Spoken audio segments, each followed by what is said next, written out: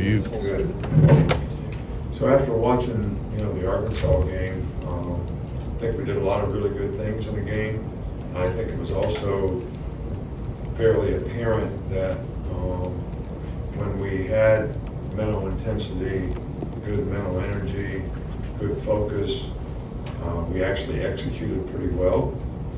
And there were times in the game, especially in the second half, where we sort of lost our mental edge, our intensity, affected our focus, and we didn't play as well and actually let the other team get back in the game. So I think the lesson to be learned in all that is you got to maintain intensity for 60 minutes in the game, regardless of the score. I mean, there's games out there every week where people have leads and, lose their focus and, the outcome is not, what you would want it to be. So, this game we're playing against Tennessee, big rivalry game, means a lot to a lot of people in the state of Alabama, and I'm sure there too.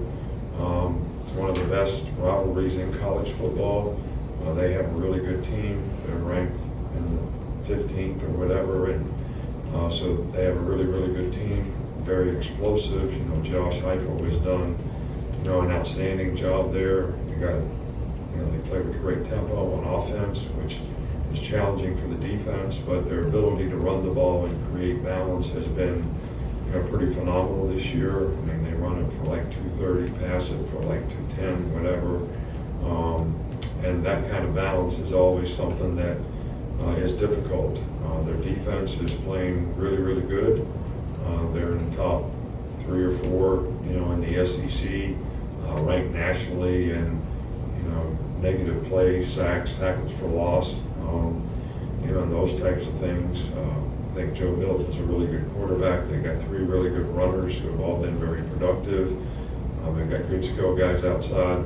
So this is, all around, a really, really, good team. So it's important for us, to have a great week of preparation and be able to maintain focus in practice, in meetings, in whatever we're doing to be able to carry that forward in a game and be able to sustain it in a game for 60 minutes, which is what it's going to take in a game like this.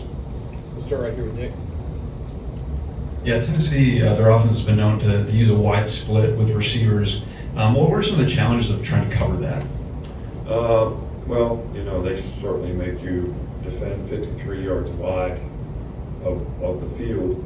And there's 2 challenges. It affects run support in the box because the guys that are covering the receivers are so far away from the box. And it also, they run a lot of vertical routes from out there, so the people that are covering them get pretty isolated because they're far away from whether it's split safety or middle of the field safety. So it is very challenging. And the thing that I think is going to be really important is not to give up big explosive plays, which was, a real issue for us a year ago. Katie, what? When dealing with freshmen that are getting significant playing time, what's the balance in being patient and letting them learn and grow and kind of knowing when it's time to get tougher on them? Yeah, well, I think that everyone's a little different, when it comes to that. Some guys are, that even though they're young, they're very mature. They handle their failures fairly well and learn from them. They're focused on, not necessarily the outcome, but what do I have to do to get the outcome? And those guys seem to do pretty well. Some guys that are young, good players, maybe lack a little bit of that maturity, sometimes allow the success and the failure that they're having affect how they approach the next play. And, that's something that, I try to harp on the players that, baseball is a game of failures. So if you made 2 out of 3 outs in baseball, if you struck out 2 out of 3 times, got to hit the 3rd time, you'd be in the Hall of Fame. So for young guys, they have to understand that if I can learn and grow from the mistakes that I make, not waste the failings, that will be significant in me making improvement and developing. And, that takes, the right mindset. And, I think the relative degree that young guys have in that area sort of determines how fast they improve. Come over here to Charlie. Hey, Coach, you mentioned the negative plays that Tennessee's defense can create. Just how important is it for the pass rush to clean up some of its issues with that? Well, it's very important. It's been important all year.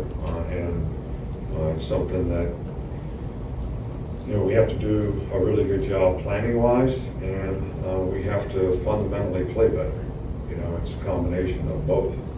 And both those things are, coaching and teaching things that we need to do better.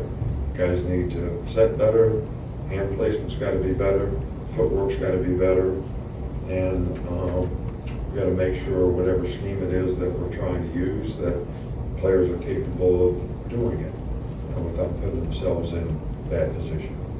Go to Matt here. What do you think of how Quintarius Robinson played on Saturday? Q played good, played very well. He's been a core special teams guy for us and one of our better special teams players probably ever, here.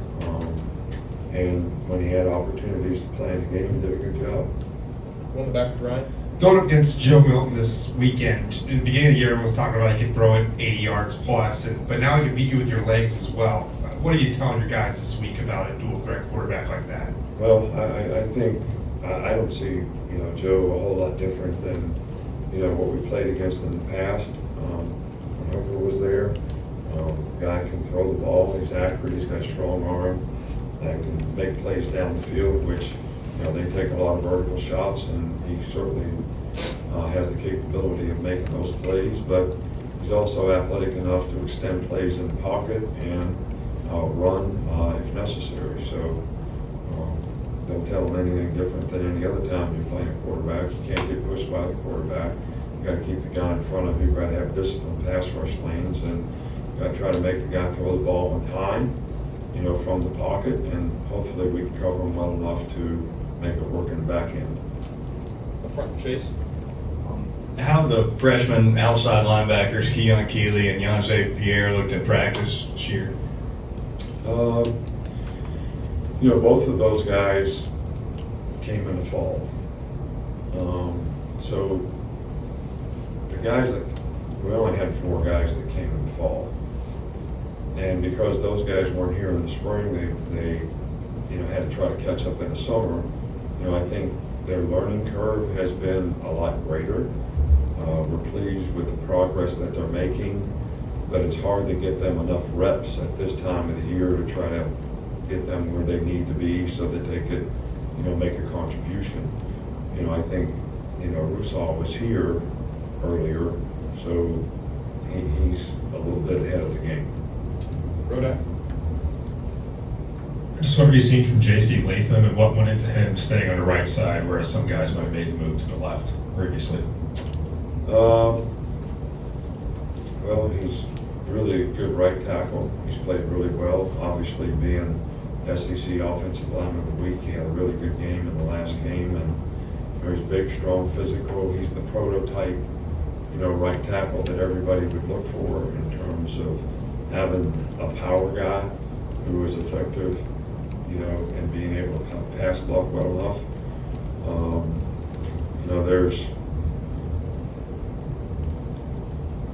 I guess you always hope that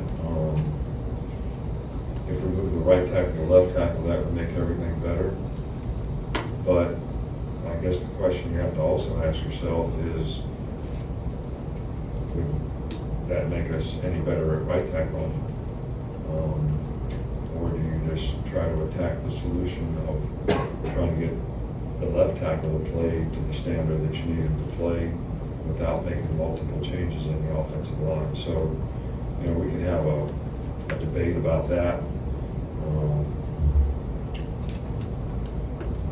And nobody really knows the answer to that, but we have made a commitment to try to keep some stability with the guys where they're playing and get the guys to play left tackle better. Go to Nick. You didn't have one? Okay, Cody right here. Justice Haynes got a few snaps on Saturday. What was your assessment of just the limited time that he got? He played great. You know, he's been playing really well all year. You know, so we got 4 guys at the position, and all those guys deserve reps and playing time. And it's really, really hard to get 4 guys at the running back position to be in rhythm and to play a significant number of snaps. So, you know, Jam played well when he was in there. You know, Roydale and Jace both played really well when they were in there.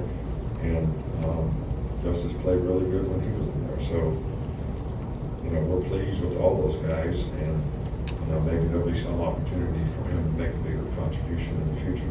Finish up 2 more, Tony and then Kurt. After going over the film, what led to the consistency in the running game, and then how do you kind of replicate that and continue that consistency moving forward? Well,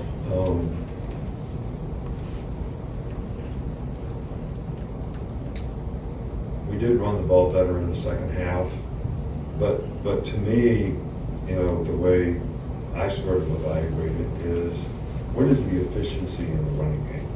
In other words, how many 4+ runs did you have versus less than 4? And that's the efficiency that we continue to look for. And it was a lot better in the second half.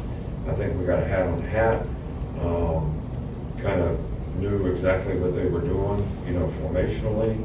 I think the offensive line did a really good job, you know, in creating some holes, and the backs did a good job of running downhill. So that's the way we want it to be all the time. So, you know, we just got to keep working at it so we continue to develop consistency in that part of our team. Finish here with Kurt. Oh, yes, Coach. I understand your stance on sacks, but I wonder if, and I hope I'm not going over the same ground, but 31 sacks so far this year, if that's concerning, and is that fixable at this time of the year? Well, to the first part of your question, I would say, hell yeah. To the second part is, I do think we have guys that are capable. I think it goes back to that same attention to detail. I mean, there's little things like in certain protections, I know I have inside help. So why would I get beat outside? Does that make sense? So these are not all capability issues. You know, some of them are things that we could fix. You know, when we're sliding out to block 3-on-3, and the guy doesn't slide out to block the third guy, and he runs in and sacks the quarterback. You know, that's a mental error. That's not a physical problem. So it's a combination of all those things that need to get cleaned up with better communication, better execution, and maybe the more knowledge and experience that we get, the more we'll be able to be more effective and consistent in those areas. All right, thanks, Coach. All right, thank you.